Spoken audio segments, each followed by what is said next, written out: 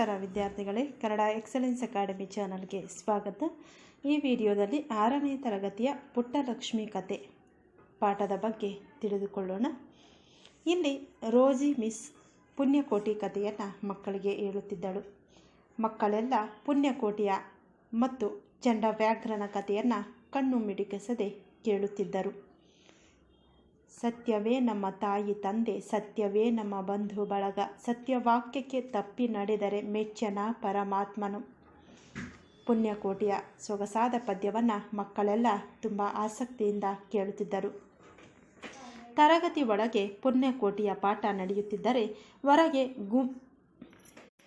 ಸಂಪಿಗೆ ಮರದಲ್ಲಿ ದುಬಾಕು ದೆವ್ವ ತಲೆ ಕೆಳಗೆ ಮಾಡಿಕೊಂಡು ಕೆಳಕ್ಕೆ ಧುಮುಕಿತು. ನಮಗೆಲ್ಲ ಗೊತ್ತೇ ಇದೆ, ಜನಪದ ಕಥೆಗಳು ಸೊಗಸಾಗಿ ಕೇಳಲು ಆಸಕ್ತಿದಾಯಕವಾಗಿ ಇರುತ್ತವೆ. ಇದು ಕೂಡ ಒಂದು ಜನಪದ ಕಥೆಯೇ ಆಗಿದೆ. ತರಗತಿಯ ಹೊರಗೆ ಮೆಟ್ಟಿಲ ಬದಿಯಲ್ಲಿ ಊಟದ ಬ್ಯಾಗ್ಗಳನ್ನು ಮಕ್ಕಳು ಸಾಲಾಗಿ ಇರಿಸಿದ್ದರು. ಅವುಗಳನ್ನು ನೋಡಿ ದುಬಾಕು ದೆವ್ವಕ್ಕೆ ಬಾಯಲ್ಲಿ ನೀರೂರಿತು. ಜಿಗಿಯುತ್ತಾ ಅಲ್ಲಿಗೆ ಬಂದ ದುಬಾಕು ಒಂದು ಬ್ಯಾಗಿನಿಂದ ಊಟದ ಡಬ್ಬಿ ಹೊರಗೆ ತೆರೆಯಿತು. ಅದರಲ್ಲಿ ಉಪ್ಪಿಟ್ಟಿತ್ತು. ಛೇ, ಕಾಂಕ್ರೀಟು ಎಂದು ದುಬಾಕು ಡಬ್ಬಿಯಲ್ಲಿನ ಉಪ್ಪಿಟ್ಟನ್ನು ಕೆಳಗೆ ಸುರಿಯಿತು. ಮತ್ತೊಂದು ಡಬ್ಬಿ ಮುಚ್ಚಳ ತೆರೆಯಿತು. ಅದರೊಳಗಿದ್ದದ್ದು ಮಸಾಲೆ ದೋಸೆ. ಇದು ತಣ್ಣಗಾಗಿದೆ ಎನ್ನುತ್ತಲೇ ದೋಸೆಯ ಚೂರೊಂದನ್ನು ಬಾಯಿಗಿಟ್ಟುಕೊಂಡಿತ್ತು. ಮತ್ತೊಂದು ಡಬ್ಬಿಯೊಳಗೆ ಕೇಸರಿ ಬಾತ್ ಇತ್ತು. ಹಬ್ಬ, ಕೊನೆಗೂ ಸ್ವೀಟ್ ಸಿಕ್ತು ಎಂದು ಡಬ್ಬಿಯಲ್ಲಿದ್ದ ಅಷ್ಟು ಕೇಸರಿ ಬಾತನ್ನು ದುಬಾಕು ಒಮ್ಮೆಗೆ ಬಾಯೊಳಗೆ ಸುರಿದುಕೊಂಡಿತ್ತು. ಪಲಾವ್, ರೊಟ್ಟಿ, ಪೂರಿ, ಪೊಂಗಲ್, ಚಪಾತಿ, ಸೇಬು, ಹಣ್ಣಿನ ತುಂಡುಗಳು, ಬಾಳೆಹಣ್ಣು ಹೀಗೆ ಡಬ್ಬಿಗಳಲ್ಲಿದ್ದಂತಹ ಬಗೆ ಬಗೆ ತಿಂಡಿಗಳನ್ನು ದುಬಾಕು ನಾಲಿಗೆ ಚಪ್ಪರಿಸಿ ತಿಂದು ಬಿಟ್ಟಿತು. ಎಲ್ಲ ಡಬ್ಬಿಗಳು ಖಾಲಿಯಾದ ಮೇಲೆ ಸ್ವೀಟ್ ಬಾಕ್ ಎಂದು ಮಂತ್ರ ಹಾಕಿತು. ತಕ್ಷಣವೇ ಡಬ್ಬಿಗಳ ತುಂಬ ಮಣ್ಣು ಕಲ್ಲು ತುಂಬಿಕೊಂಡಿತ್ತು. ಢಣಢಣ ಗಂಟೆ ಬಾರಿಸಿತು. ಅದು ಊಟದ ಸಮಯ. ತರಗತಿಯಿಂದ ಹೊರಗೆ ಬಂದ ಪುಟ್ಟಲಕ್ಷ್ಮಿ ತನ್ನ ಬ್ಯಾಗಿನಿಂದ ಡಬ್ಬಿ ತೆಗೆದಳು. ಮುಚ್ಚಳ ತೆಗೆದು ನೋಡಿದರೆ ತಿಂಡಿಯೇ ಇಲ್ಲ. ಪುಟ್ಟಲಕ್ಷ್ಮಿಗೆ ಇಷ್ಟವೆಂದು ಅವಳ ಅಮ್ಮ ಕೇಸರಿ ಬಾತ್ ಮಾಡಿಕೊಟ್ಟಿದ್ದರು. ಆದರೆ ಈಗ ಡಬ್ಬಿಯಲ್ಲಿ ಕಲ್ಲು ಮಣ್ಣು ತುಂಬಿದೆ. ಅರೆ, ನನ್ನ ಡಬ್ಬಿಯಲ್ಲೂ ತಿಂಡಿ ಇಲ್ಲ. ಅಮ್ಮ ಹಾಕಿದ ದೋಸೆಯೆಲ್ಲ ಯಾರೋ ತಿಂದು ಬಿಟ್ಟಿದ್ದಾರೆ. ಖಾಲಿ ಡಬ್ಬಿಯಲ್ಲಿ ಕಲ್ಲು ಮಣ್ಣು ಬೇರೆ ತುಂಬಿಸಿದ್ದಾರೆ ಎಂದು ಭೂಮಿಕಾ ಖಾಲಿ ಡಬ್ಬಿ ತೋರಿಸಿದಳು. ಅಷ್ಟರಲ್ಲಿ ಉಳಿದ ಮಕ್ಕಳು ತಮ್ಮ ಡಬ್ಬಿ ತೆರೆದರು. ಯಾರೂ ಡಬ್ಬಿಯಲ್ಲಿ ತಿಂಡಿಯೇ ಇಲ್ಲ. ಎಲ್ಲರ ಬಾಯಲ್ಲೂ ಯಾರ ಡಬ್ಬಿಯಲ್ಲೂ ತಿಂಡಿಯೇ ಇಲ್ಲ. ಎಲ್ಲರ ಡಬ್ಬಿಗಳಲ್ಲೂ ಕಲ್ಲು ಮಣ್ಣು. ಡಬ್ಬಿಗಳಲ್ಲಿನ ತಿಂಡಿಯೆಲ್ಲ ಎಲ್ಲಿ ಹೋಯಿತು? ಅದನ್ನು ತಿಂದವರು ಯಾರು? ಮಕ್ಕಳ ಗಲಾಟೆ ನೋಡಿ ರೋಜಿ ಮಿಸ್ ಕೂಡ ಅಲ್ಲಿಗೆ ಬಂದರು. ಅವರಿಗೂ ಡಬ್ಬಿಗಳಲ್ಲಿನ ತಿಂಡಿ ಖಾಲಿಯಾದದ್ದು ಹೇಗೆ ಎನ್ನುವುದು ತಿಳಿಯಲಿಲ್ಲ. ಯಾವುದೋ ಒಂದು ಡಬ್ಬಿ ಖಾಲಿಯಾಗಿದ್ದರೆ ಅದನ್ನು ಕಿಡಿಗೇಡಿಗಳ ಕೆಲಸ ಎನ್ನಬಹುದಿತ್ತು. ಆದರೆ ಎಲ್ಲರ ಡಬ್ಬಿಗಳು ಖಾಲಿಯಾಗಿವೆ.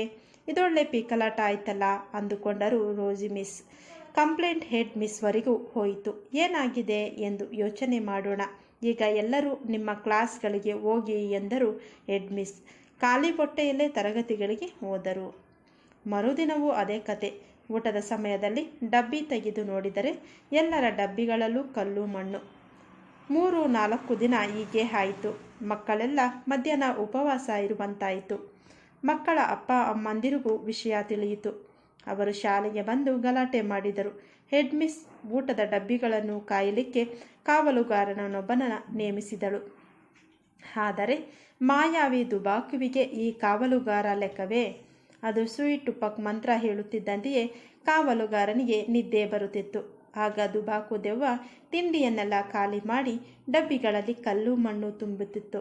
ಕಾವಲುಗಾರನಿಂದ ಏನೂ ಉಪಯೋಗವಾಗದೆ ಹೋದಾಗ ಹೆಡ್ ಮಿಸ್ ತಲೆ ಮೇಲೆ ಕೈ ಹೊತ್ತುಕೊಂಡು ಕೂತರು. ಊಟದ ಡಬ್ಬಿಗಳು ಖಾಲಿಯಾಗುತ್ತಿದ್ದ ರಹಸ್ಯ ಪುಟ್ಟಲಕ್ಷ್ಮಿಗೂ ಅರ್ಥವಾಗಲಿಲ್ಲ. ತಮ್ಮ ಊಟವನ್ನು ಖಾಲಿ ಮಾಡುವ ಬಕಾಸುರ ಯಾರೆಂದು ಪತ್ತೆ ಮಾಡಬೇಕೆಂದು ಪುಟ್ಟಲಕ್ಷ್ಮಿ ನಿರ್ಧರಿಸಿದಳು. ಆ ದಿನ ಮಧ್ಯಾಹ್ನ ಊಟದ ಸಮಯಕ್ಕೆ ಸಾಕಷ್ಟು ಮೊದಲೇ ಪುಟ್ಟಲಕ್ಷ್ಮಿ ಮೆಟ್ಟಿಲ ಮರೆಯಲ್ಲಿ ಅವಿತುಕೊಂಡಳು. ಸ್ವಲ್ಪ ಹೊತ್ತಾದ ಮೇಲೆ ಮರದಿಂದ ನೆಲಕ್ಕೆ ಏನೋ ವಸ್ತುವೊಂದು ಕೆಳಗೆ ಬಿದ್ದ ಶಬ್ದ ಪುಟ್ಟಲಕ್ಷ್ಮಿಗೆ ಕೇಳಿಸಿತು. ತಕ್ಷಣವೇ ಜೋರು ಗಾಳಿ ಬೀಸತೊಡಗಿತು. ಅಷ್ಟರಲ್ಲಿ ಸ್ವೀಟು ಪಕ್ ಎಂದು ಯಾರೋ ಮಂತ್ರ ಹೇಳಿದ್ದು ಕೇಳಿಸಿತು. ಅಲ್ಲಿಯೇ ಇದ್ದ ಕಾವಲುಗಾರ ಕುಳಿತಲ್ಲಿಯೇ ನಿದ್ದೆ ಹೋಗತೊಡಗಿದ. ಪುಟ್ಟಲಕ್ಷ್ಮಿಗೂ ನಿದ್ದೆ ಬರುವಂತಾಯಿತು. ತಕ್ಷಣವೇ ಅವಳು ಪಾಚರ್ ಪೂಚರ್ ಪಾಚರ್ ಪೂಚರ್ ಎಂದು ಮಂತ್ರ ಹೇಳಿದಳು. ಹಾಗೆ ಮಂತ್ರ ಹೇಳಿದ ಮೇಲೆ ಅವಳಿಗೆ ನಿದ್ದೆ ದೂರವಾಯಿತು. ಕಾವಲುಗಾರ ನಿದ್ದೆ ಹೋದದನ್ನು ನೋಡಿದ ದುಬಾಕು ದೆವ್ವ ಬ್ಯಾಗುಗಳಲ್ಲಿದ್ದ ಸ್ಥಳಕ್ಕೆ ಬಂದಿತು. ಅದಕ್ಕೆ ಮೆಟ್ಟಿಲ ಮರೆಯಲ್ಲಿದ್ದ ಪುಟ್ಟಲಕ್ಷ್ಮಿ ಕಾಣಿಸಲಿಲ್ಲ. ಚಕ್ಕಳ ಮಕ್ಕಳ ಹಾಕಿಕೊಂಡು ಕುಳಿತುಕೊಂಡು ದುಬಾಕು ಡಬ್ಬಿಗಳನ್ನು ಮುಂದಿಟ್ಟುಕೊಂಡು ಕೂತಿತು. ಅವುಗಳ ಮುಚ್ಚಲ ತೆಗೆದು ಒಂದೊಂದು ಡಬ್ಬಿಯ ತಿಂಡಿಯನ್ನು ಒಂದೊಂದೇ ತುತ್ತಾಗಿ ಬಾಯಿಗೆ ಹಾಕಿಕೊಳ್ಳತೊಡಗಿತು. ತಿಂಡಿಯನ್ನು ಕದ್ದು ತಿನ್ನುವ ಹೊಟ್ಟೆ ಬಾಕ ಯಾರೆನ್ನುವುದು ಪುಟ್ಟಲಕ್ಷ್ಮಿಗೆ ಅರ್ಥವಾಯಿತು. ತಕ್ಷಣವೇ ಮೆಟ್ಟಿಲ ಮರೆಯಿಂದ ಹೊರಬಂದ ಪುಟ್ಟಲಕ್ಷ್ಮಿ ಪಾಚರ್ ಪೋಚರ್ ಮಂತ್ರವನ್ನು ಹೇಳಿದಳು. ಆ ಮಂತ್ರದಿಂದಾಗಿ ದುಬಾಕುವಿನ ಮೈಯೆಲ್ಲ ಬೆಂಕಿಯಿಂದ ಸುಟ್ಟಂತೆ ಹುರಿಯತೊಡಗಿತು. ದೆವ್ವ ಏನು ಮಂತ್ರ ಹೇಳಿಕೊಂಡರೂ ಉರಿ ಕಡಿಮೆಯಾಗಲಿಲ್ಲ. ತಕತಕ ಎಂದು ನಿಂತಲ್ಲಿಯೇ ಕುಣಿಯತೊಡಗಿತ್ತು.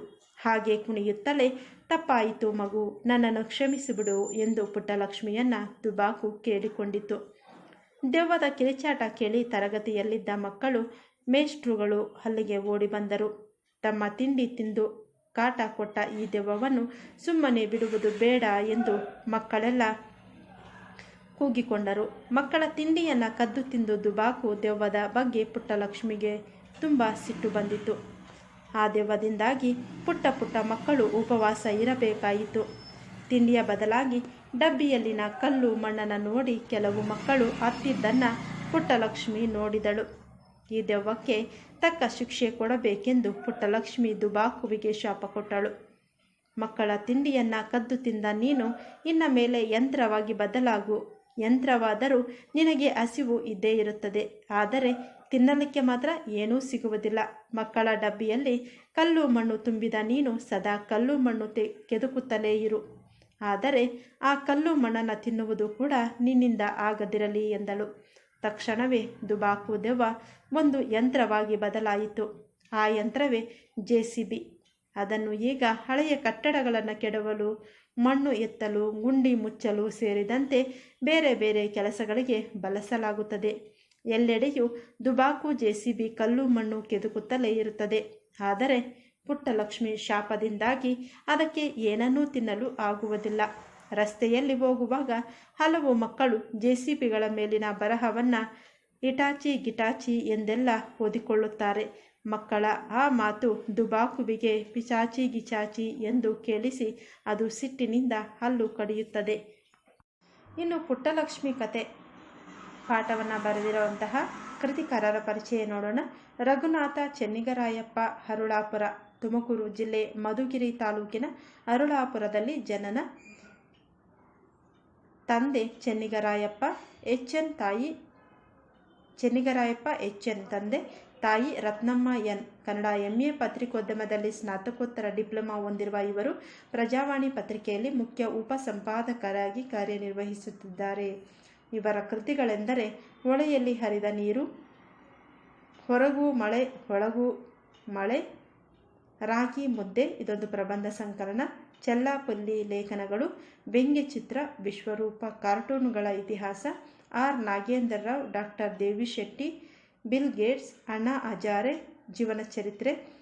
ಇನ್ನು ಸತಿ ಸುಲೋಚನ ಕನ್ನಡದ ಮೊದಲ ವಾಕ್ಚಿತ್ರದ ಕಥನ, ಚಂದನವನದ ಚಿನ್ನದ ಹೂವುಗಳು, ಪುಟ್ಟಲಕ್ಷ್ಮಿ ಕಥೆಗಳು ಇವು ಮಕ್ಕಳ ಕಥೆಗಳು, ಹಾಗೂ ಅಂಕಣ ವ್ಯಾಯೋಗ ಕನ್ನಡ ಸಾಹಿತ್ಯ ಪರಿಷತ್ತಿನ ವಸುದೇವ ಭೂಪಾಲಂ ದತ್ತನಿಧಿ ಬಹುಮಾನ, ವರ್ಧಮಾನ ಪ್ರಶಸ್ತಿ ಹಾಗೂ ಕೆ. ಸಾಂಬಶಿವಪ್ಪ ಸ್ಮಾರಕ ಪ್ರಶಸ್ತಿ, ದಾರಾ ಬೇಂದ್ರೆ ಟ್ರಸ್ಟ್ನ ಗ್ರಂಥ ಬಹುಮಾನ, ಬೆಂಗಳೂರು ಮಹಾನಗರ ಸಾರಿಗೆ ಸಂಸ್ಥೆಯ ಅರಳು ಪ್ರಶಸ್ತಿ ಹಾಗೂ ಕರ್ನಾಟಕ ಸಾಹಿತ್ಯ ಅಕಾಡೆಮಿ ಪುಸ್ತಕ ಬಹುಮಾನಗಳು ಸಂದಿವೆ. ಪ್ರಸ್ತುತ ಕಥೆಯನ್ನು ಅವರ ಪುಟ್ಟಲಕ್ಷ್ಮಿ ಕಥೆಗಳು ಕಥಾ ಸಂಕಲನದಿಂದ ಆಯ್ಕೆ ಮಾಡಿಕೊಳ್ಳಲಾಗಿದೆ. ಇದಾಗಿದೆ 6ನೇ ತರಗತಿಯ ಪಾಠ ಪೂರಕ ಪಾಠ ಪುಟ್ಟಲಕ್ಷ್ಮಿ ಕತೆ.